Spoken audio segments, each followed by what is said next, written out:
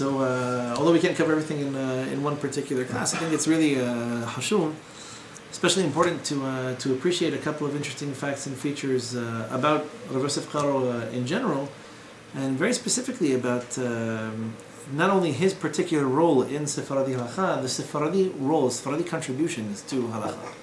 Why do I say this? If you look at the history of Halacha, for example, you'll find that the Sephardim are very disproportionately represented, at least up until the generation of the Shulchan, until the 16th century. There weren't all that many communities in Europe to begin with. You had the Germans and you had the French.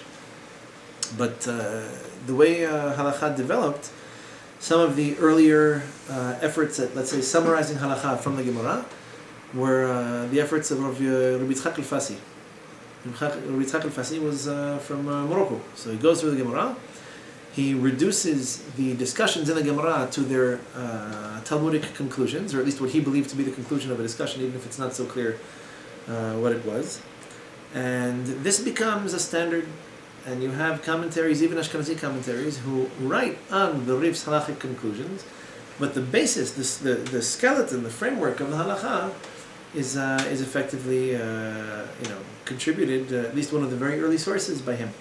There were a few books that listed halachot, more particularly mitzvot, as a list. You have Sefer Mitzvot Gadol, Sefer Mitzvot Katan. They're both from France, I believe. And Rashi refers to them, and he's around the same generation as the Rif, maybe a little bit after. And at any rate, the movement of codifying halacha, of organizing halacha, tends to be an almost exclusively Sephardi undertaking. So you have, after the Rif, probably the next most influential halachic authority who attempted to codify halacha was whom? Rambam. None other than the Rambam. So his view of halacha is there are lots of halachot that we need to know, and we need to know all of them. We should go through, even the Rif, who gives you the Gemara's conclusions, we have to reduce this into the vernacular. People need to be able to approach it. Maybe parts of it he wrote in Arabic, but we have it in Hebrew. And so, the Rambam becomes the next chapter in the codification and standardization of halacha. After the Rambam, you'll find that, for example, the Rosh, Rabbeinu Asher ben Yahya, lives in Germany. He writes responsa. In other words, he writes halachic responses to halachic questions. They're sometimes a little bit more involved than, let's say, a standard summary of halacha. But he doesn't attempt to codify all of the halacha or all of the conclusions. First of all, it was pretty much already done between Rabbi Yitzchak al-Fasi and the Rambam.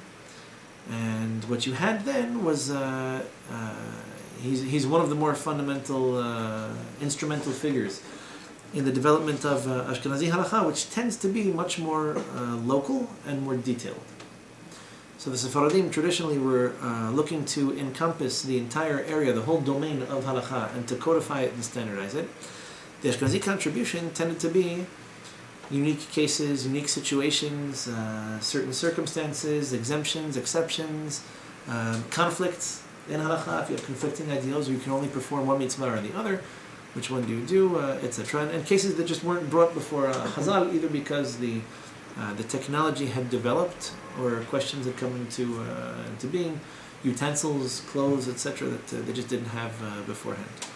So, not long after the Rambam, we've already covered this is the Rabbi Yitzchak al-Fasi, the Rambam, and the Rosh, who, although again he didn't codify the entirety of halacha, made very important contributions to it from Germany. You have a few centuries later, Rav Yosef Karo. This is the also known as the Bet Yosef, right? It's very common back in the day to give books a name that has your name in it. So Yalkut Yosef, the Yalkut Yosef, I think Rav Avadia's, was it his father? No, so his last name was Yosef, I think, for after his grandfather. When you have his last name, he includes the name in it. So Bet Yosef because of the name Yosef, Rav Yosef Karo. So we refer most often to the Shulchan Aruch, which in reality was a summary of the much greater, the magnum opus of of Rav Yosef Karo, which was the Bet Yosef. He was born in Toledo, in Spain, And during the expulsion, he leaves eastward. He spends a lot of his time in Saloniki, in Greece.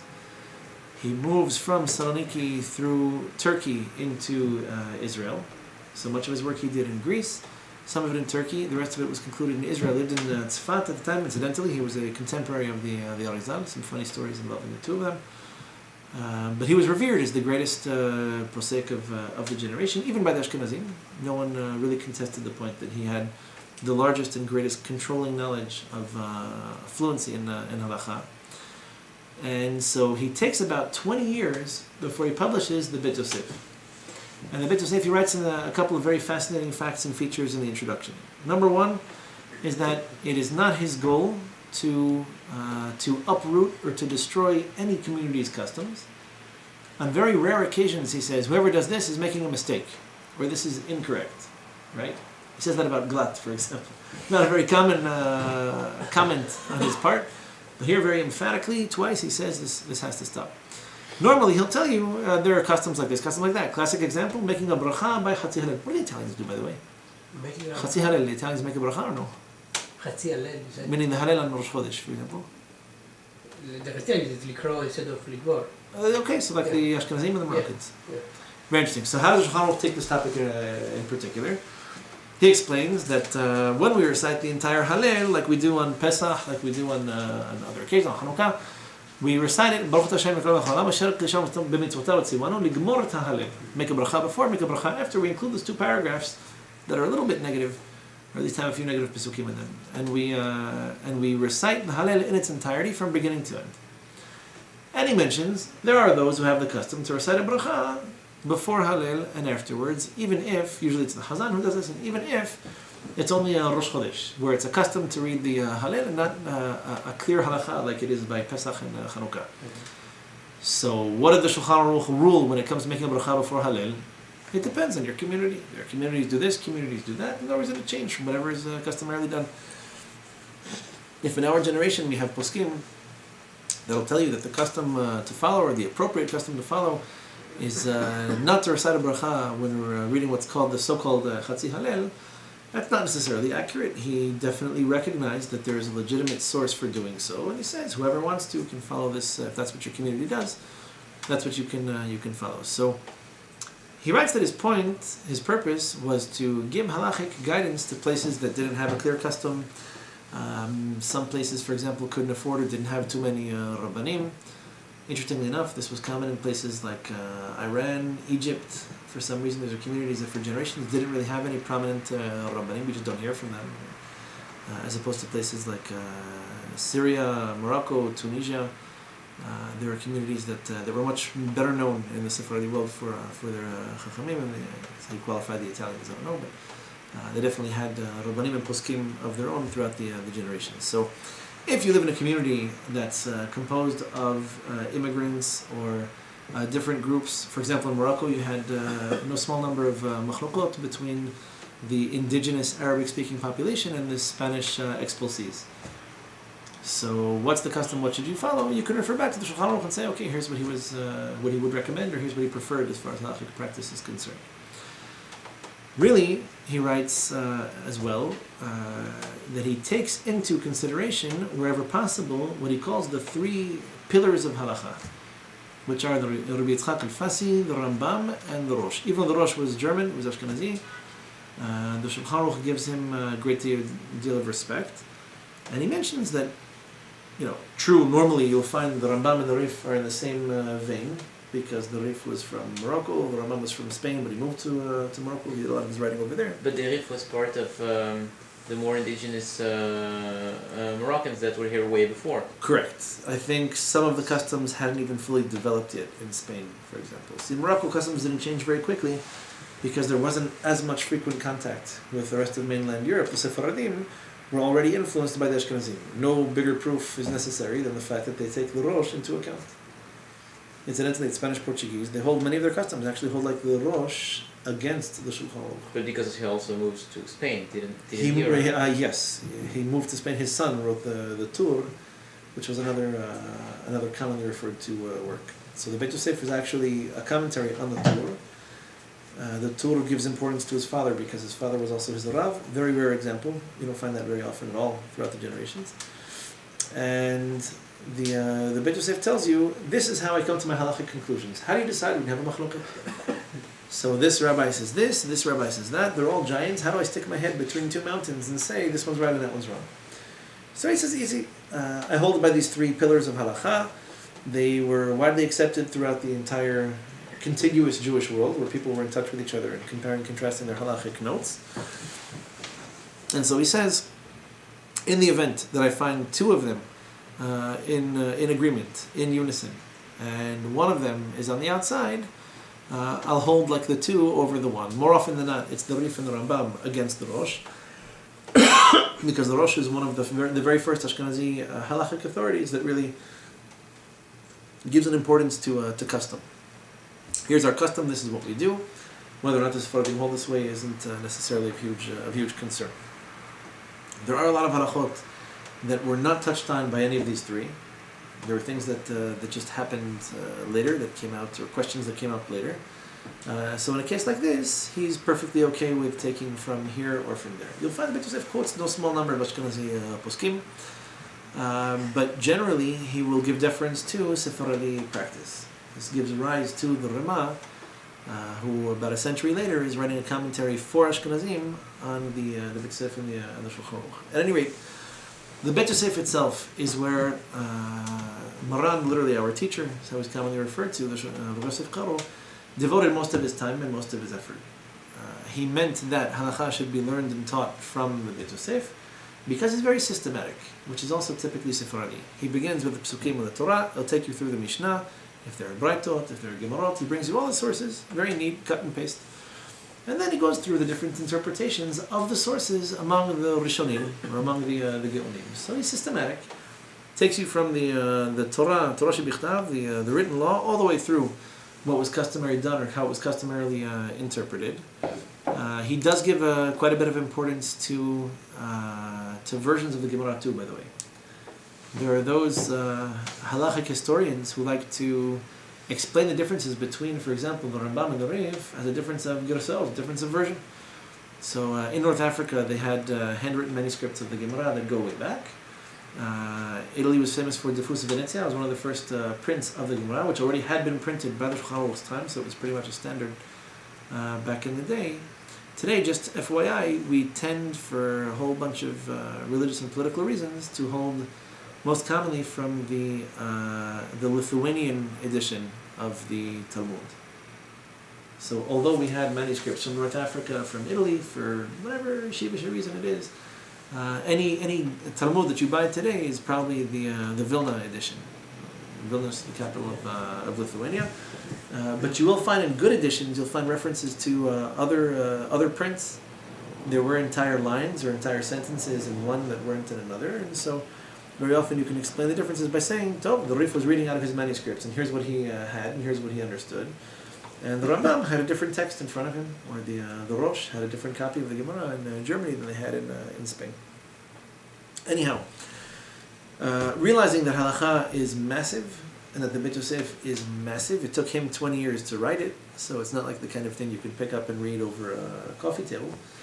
So he went ahead, Rav Yosef Karo, and he reduced his halachic conclusions in very, very short form to the Shulchan Aruch. The Shulchan Aruch literally means in Hebrew, this is the set table. This is where you find all of the halachot that you need, practical halachot anyway. Incidentally, and it's worth noting, the Rambam brought all the halachot, even those that weren't yet necessarily practical. So he talks about Mashiach, he talks about kings, he talks about wars, he talks about the Sanhedrin and things that we don't have, but these are halachic conclusions from the Gemara. Everybody has to know this. Why not? So he puts it in there. And the Bet Yosef really only focuses, like the Tur, on what's halacha l'maaseh, practical halacha. A little bit of halachic geography, if you're familiar with the layout of these books, and this is really from the Tur, it was already preceded the Bet Yosef, that we have 4 major tomes of this work. Tome number 1 is Orach Chaim, literally the way of life. So these are the most common daily or weekly or monthly halachot. The halachot of brachot, brachot hashachar, tefillah, kriyat shema, Shachrit, Mincha, Arvit, Birkat HaMazon, goes on to talk about Hilchot Shabbat and Halachot of Rosh Chodesh. We have Tur Yoreh De'ah, which is really the most miscellaneous, in the sense that it's not halachot that everyone encounters all the time or even once in a lifetime. But it begins with halachot of shechita, of salting, checking the lungs, other defects that could be animals, kosher birds, kosher fish, kosher eggs. Goes all the way on into admixtures of kosher and non-kosher. And it discusses things like halachot of mezuzot, sifrei Torah, nedarim, kibud avayim, and it concludes with a whole bunch of miscellaneous and agricultural mitzvot also. And it concludes with halachot of avilut, which are a lot. It's about 100 different simanim. The third tur is much shorter. It's the Tur Even HaEzer. This is the tome that deals specifically with women, effectively. Marriage, divorce, eligibility for marriage, kohanim, and how the kibbutz is passed on, mamzerim, etc., different statuses, ketubot, the halachot of marriage, gitin, all the halachot of emissaries and agents, and how we do this, and inheritance is also covered there. And Tur Choshen Mishpat is mostly monetary and punitive law. So judges, courts, witnesses, even the little that we have today, it's still their partnerships, neighbors, contracts, acquisitions, things like this. So he realized this is a massive amount of reading, even for someone else. Forget you don't have to compose it to compile it on your own, but even just to read it is a lot. So he reduces it to the Shulchan Aruch, which is literally just those halachot, that the conclusions, even though of the monetary and even of the marital halacha. And he writes in the introduction that you should learn the Shulchan Aruch once every 30 days. Like this way you should remain baki, you should remain fluent in the halacha. I don't know anyone who does this. Very few. They print now, recently they've started printing little pocket books that you can, and they divide them by days of the month, but it's pretty massive. It's like a good hour plus per day you have to put into this if you want to finish every 30 days. But that's the essential layout. One of the reasons that the Shulchan Aruch is so widely accepted, and you should know this is what really unifies the Sephardim. When we generally say Sephardim, we don't mean necessarily everybody who's ethnically Spanish.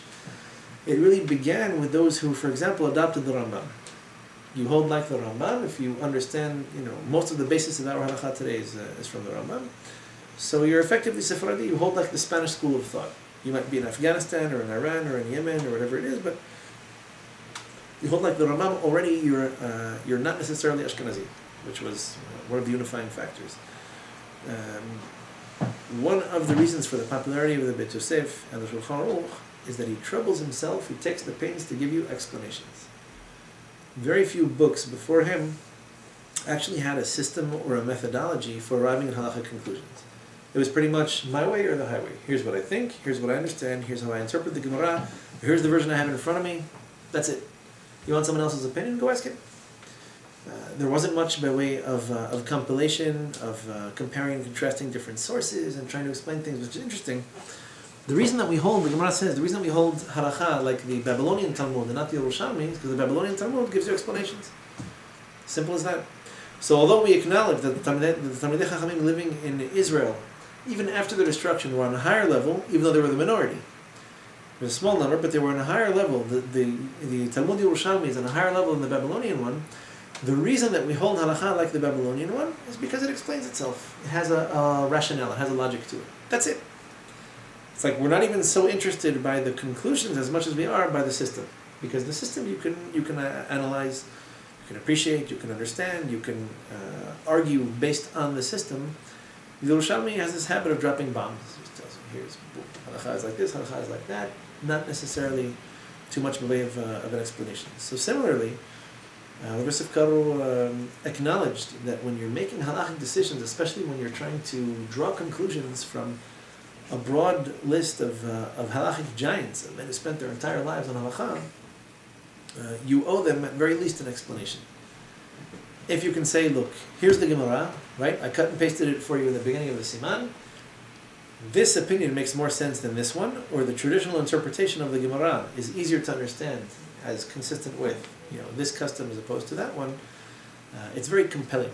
It's very hard to say, oh, that's nice, it's cute, it's rational, but I still reject it. I'm going to hold like something that makes no sense.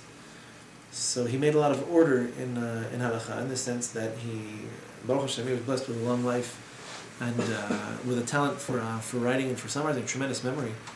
So he managed to codify halakha, where today even the Ashkenazim, if they hold differently on something, they'll still refer you back to the Shulchan Aruch and tell you, okay, here's what the Shulchan Aruch said. The Rama commented otherwise. More often than not, even they'll tell you that if this is what the Shulchan Aruch holds, you can rely on it for halakha, and only in certain cases or certain situations would they necessarily recommend doing otherwise. But sometimes the custom is to be strict, not to say that the baseline of the Shulchan Aruch is off or not to be held by.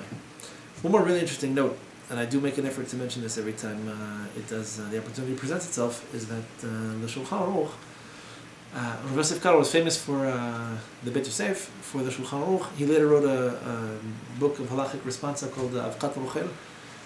Basically, it's very often inserted into the Beit Yosef, where he says, "Oh, by the way, someone asked me this question on this particular topic, and here's the answer that I gave him."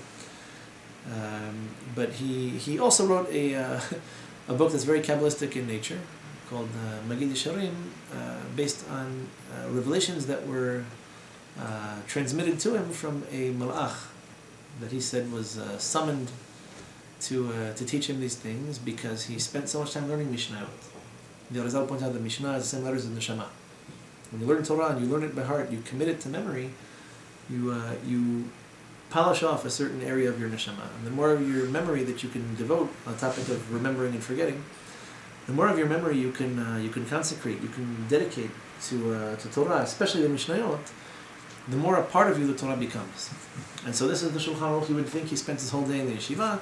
He wasn't floating on carpets. He wasn't breathing fire. He was basically going from one book to the next. Nonetheless, he says, and he has a whole book on this topic of chidushim, novel ideas that were taught to him by this malach, by virtue of the fact, thanks to his ardent study of the Mishnah, as custom to repeat the entire Shisha Sidra Mishnah on Shabbat. I think, in fact, he would learn one Seder per day. He would recite, he would chant.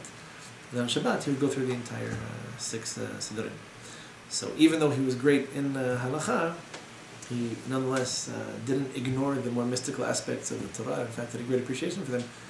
Another interesting note, by the way, is that he does quote the Zohar here and there. And that was relatively novel for a halachic authority to do in his time.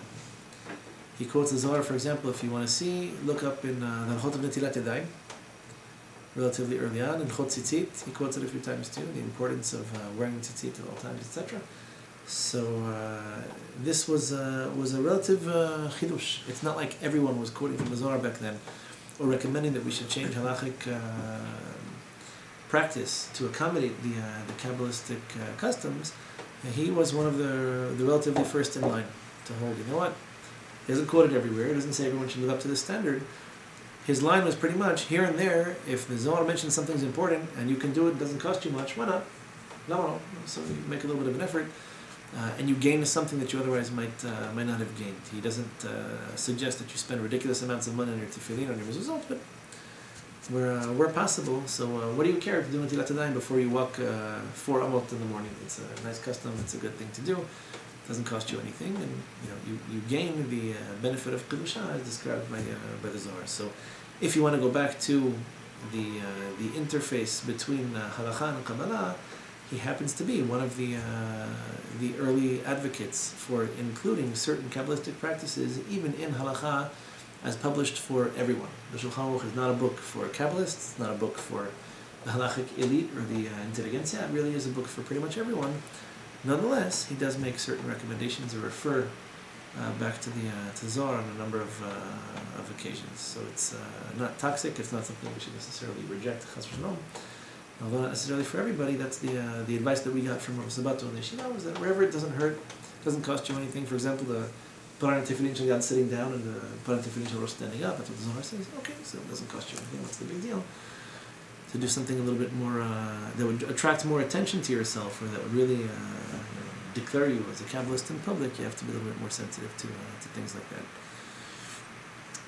But anyhow, that's he was a tremendously influential halachic figure to this very day. We still hold the Shulchan Aruch to be the baseline of halacha as we know it, and very, very few communities hold from halachic works that were published before the Shulchan Aruch if they didn't meet with his approval. So, although people still learn the Rambam today, basically no one except for the Teimanim will tell you can read the Rambam and hold halakha l'maaseh that way. We would like to see the Shulchan Aruch go over it and approve it for everyone before doing this. You don't find too many communities that go back any further than the 1500s in terms of their halachic practice. Have a meaningful fast, and Be'ezrat Hashem, please do